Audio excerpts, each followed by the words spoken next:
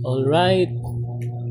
So muna siya akong first duties as tent boys. So ang among panihapon magluto mi. So among panihapon magluto mi. So nagpalit mi og noodles, itlog og bulad. So ako ang naghagpat. Hagpatan ako ang kalamunggay. Na akong part na akong kauban si Basilio. Si Basilio the electrician. Si Basilio. Ang kauban.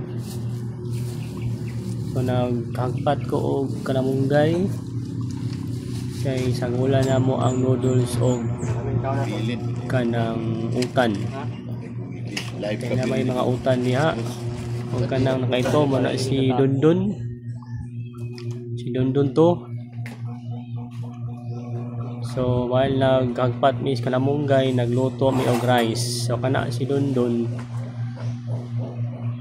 Muna siya nagdala sa rice og bulad. Wow! Nagdala siya og rice og bulad.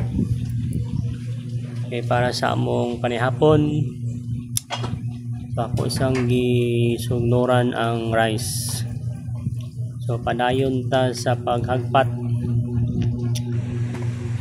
So nara ito si katong nasa abuhan mo na si father. Si veteran. Si veteran sa DRRMB. So wala pa ko namang hagpat. Kay daghan pa kay mga stick ang kalamunggay. Ako sa sanggi pino-pino. Kung walang pino-pino ko, kana si Dundon siya nag-slice sa okra, yung i-slice ang talong, i-slice niya. Ay sagol na mo sa noodles with egg. Wow! So busy kay si father sa iyang kanding. Kaya na may kanding niya, 5 ka buhok. Ay ko alin? Utan. Naghagpat ko.